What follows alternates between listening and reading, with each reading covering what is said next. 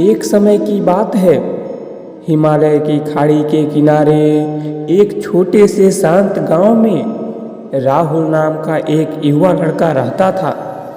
राहुल अपने क्रोधी स्वभाव और चंचल मन के कारण गांव भर में प्रसिद्ध था। उसका मन हर समय विचारों से भरा रहता था। सोचो कि उसके विचारों के तूफान ने उसके मन को एकदम बेचैन कर दिया था। उसके जीवन से शांति मानो गायब हो गई थी और वह हमेशा अपने ही ख्यालों में खोया रहता था और तनावपूर्ण जीवन जी रहा था। उसके अशांत मन और क्रोध के कारण उनके अपने परिवार के सदस्यों और गांव वालों से भी संबंध अच्छे नहीं थे, जिससे वह और भी अधिक अकेला और अपमानित महसूस करने लगा। वह और भी अधिक मानसिक तनाव की स्थिति में चला जाता है। एक समय की बात है, राहुल अपने गांव की गलियों में घूम रहा था। तभी उनकी मुलाकात एक गुरुजी से हुई। एक पेड़ की छाया के नीचे ध्यान में बैठे थे। गुरुजी के चेहरे से निर्मल शांति की आभा झलक रही थी। इस असीम शांति में राहुल गुरुजी की ओर आकर्षित हुआ। जब राहुल गुरुजी के करीब आया तो उसे अपने आसपास एक सकारात्मक ऊर्जा का एहसास हुआ।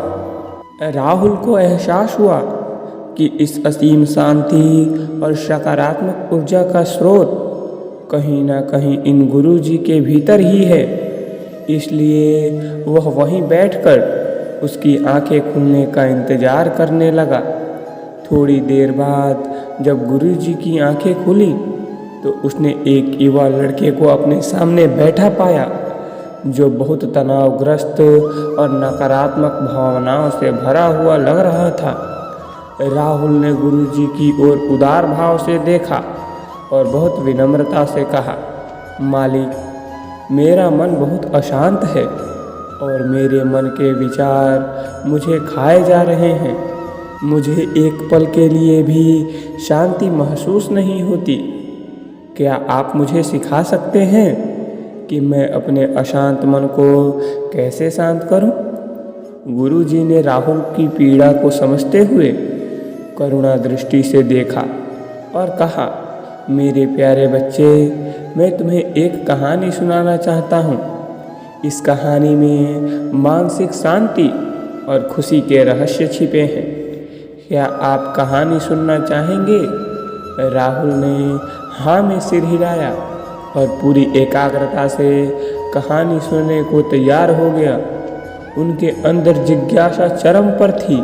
वो कहानी सुनने को बेताब था। बहुत समय पहले की बात है। एक नगर में शक्ति नाम का एक आदमी रहता था।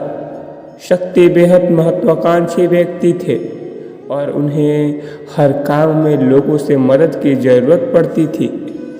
यदि उसे किसी से असफलता और बुराई सुनने को मिलती थी तो वह गहरी चिंता और तनाव में चला जाता था। उसका मानना था कि सफलता और भौतिक शक्तियाँ वांछित खुशी देती हैं, लेकिन वह जितना सफलता और प्रशंसा के पीछे भागता था उतना ही मानसिक तनाव में डूबता जाता था। लेकिन अचानक शक्ति का सामना उस समय के एक मशहूर गुरुजी से हुआ, जिसका नाम महाकौशल था। महाकौशल अपने शिष्यों को ध्यान की शिक्षा देते थे और वह स्वयं एक बहुत ही ध्यानमग्न और प्रबुद्ध व्यक्ति थे। महाकौशल की अद्भुत एकाग्रता से प्रभावित शक्ति ने उनसे अपने भटकते मन को शांत करने का उपाय जानना चाहा। शक्ति ने कहा कि महंत, मैं हमेशा सफलता के पीछे भागता हूँ और लगातार अधिक हासिल करने की कोशिश करता हूँ, फिर भी मुझे कोई क्षणिक संतुष्टि या आत्मसंतुष्टि नहीं मिलती। इस निरंतर बेचैनी के बीच मैं शांति कैसे पा सकता हूँ? गुरुजी ने करुणा दृष्टि से उसकी ओर देखा और उत्तर दिया, आपका मन एक अशांत नदी की तरह है जो हमेशा बहती रहती है। आप कभी भी शांत नहीं रह सकते। इसलिए इस अशांत मन को शांत करने के लिए आपको अपने विचारों के बिना किसी रुकावट के जाने देने की कला सीखनी होगी। शक्ति को आश्चर्य हुआ और उसने पूछा कि मैं अपने विचारों को कैसे जाने दूं? आखिर मैं भी तो अपनी इच्छाओं और महत्वाकांक्षाओं से बंधा हुआ हूँ। यह सुनकर गुरुजी मुस्कुरा दिए। गुरुजी ने कहा, कल्पना करें कि आपके हाथ में पानी का एक गिलास है।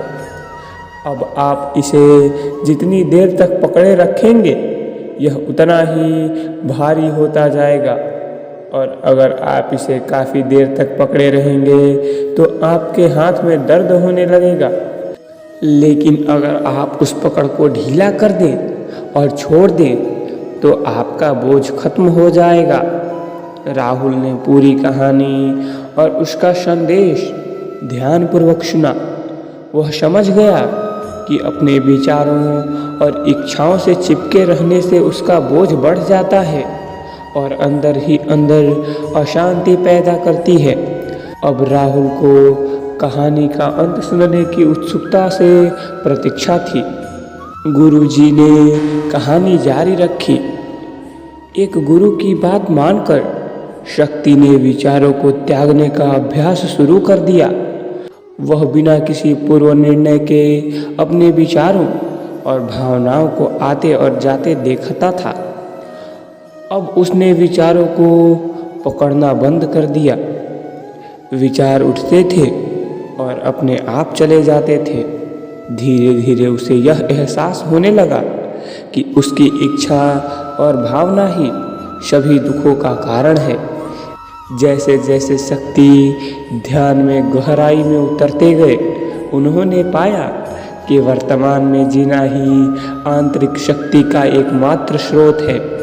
वह खुद को वर्तमान में स्थापित करके अपने मन की निरंतर बकवास से छुटकारा पा सकता था।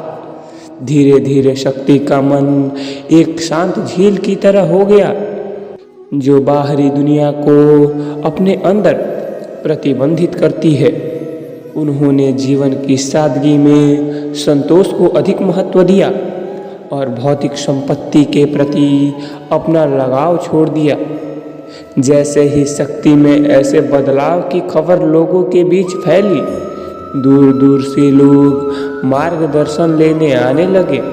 लोगों को विचारों को मुक्त करने की कला सिखाने और उन्हें अपने भीतर शक्ति खोजने के लिए मार्गदर्शन करना वह लोगों के बीच शांति और ज्ञान का प्रतीक बन गया। शक्ति और साधु की कहानी समाप्त कर महाकौशल गुरुजी कुछ देर के लिए चुप हो गए, ताकि इस कहानी का अर्थ राहुल के मन में अच्छी तरह बैठ जाए। राहुल ने गुरुजी की ओर देखा तो उनकी आंखों में अब एक नई समझ दिखाई दे रही थी।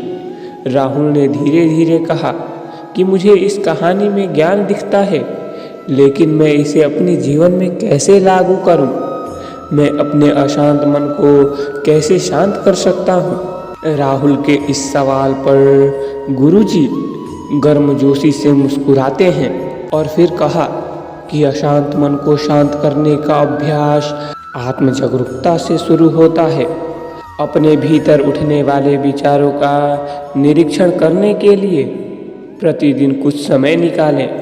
उन भावनाओं पर ध्यान दें जो आपके मन में आती हैं और देखें कि वे कैसे आती हैं और आकाश में गुजरते बादलों की तरह चली जाएं। राहुल ने आंखें बंद कर ली और गुरुजी के कहे अनुसार अपने विचारों का अवलोकन करने लगे।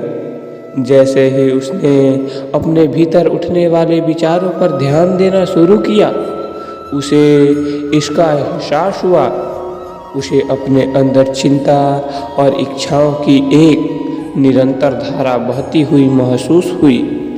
सिर्फ एक एहसास ने ही उसे एक अद्भुत शांति का एहसास कराया। उन्हें यह एहसास हुआ कि यह सभी विचारों और भावनाओं से अलग है। गुरुजी ने आगे कहा कि जैसे शक्ति ने खुद को सभी मोह माया से अलग कर लिया था, वैसे ही अपने मन को अशांतकारी विचारों और भावनाओं से मुक्त करने का अभ्यास विकसित करो। बिना किसी पूर्वाग्रह के विचार को वैसे ही स्वीकार करें जैसे वह आता है, और फिर धीरे धीरे उन्हें जाने दें और अपना ध्यान वर्तमान क्षण पर केंद्रित करें। लेकिन राहुल ने टोकते हुए कहा कि अगर विचारों और भावनाएं इतनी मजबूत हो तो क्या होगा? गुरुजी ने कहा, यह बना रहता है और मन को छोड़ने से इनकार करता है। गुरु ने राहुल की बात से सहमति जताते हुए सिर हिलाया और कहा, ऐसे कई मौके आएंगे जब आपके मन में सवालों का बवंडर चल रहा होगा, जब आपका दिमाग आपकी बात ही नहीं सुनेगा। तो ऐसे में आपको अपनी सांसों की ताकत पर विश्वास करना होगा। एक बार फिर गुरुजी ने राहुल से कहा, अपनी आंखें बंद करो और अपनी सांसों पर ध्यान केंद्रित करने के लिए अपने पेट के ऊपर उठता हुआ और मथता हुआ महसूस करें। गुरु ने बताया कि जब आपका मन अशांत हो तो तुरंत अपनी सांसों पर लौट आए। सांस की बाद गति आपको तुरंत वर्तमान के चरणों में वापस खींच लेगी और आपको शांति का अनुभव कराएगी। एक गुरुजी के निर्देशानुसार आने और जाने वाली सांसों पर ध्यान केंद्रित करने का प्रयास करें। इस छोटे से व्यायाम से उन्हें मानसिक शक्ति का अनुभव हुआ। उसे याद आया कि उसकी सांसें हमेशा उसके साथ थी, जो उसे वर्तमान क्षण का याद दिलाती थी, आराम और शांति लाती है। राहुल के इस विकास को देखकर गुरुजी मंद मंद मुस्कुराए और बोले, मेरे प्रिय, बेचैन मन को शांत करना एक ऐसा अभ्यास है जिसमें बहुत प्रयास और दृढ़ इच्छा शक्ति की आवश्यकता होती है, क्योंकि लगातार व्यायाम से मांसपेशियां मजबूत होती हैं। इसी तरह नियमित अभ्यास से मन भी शांत होता है।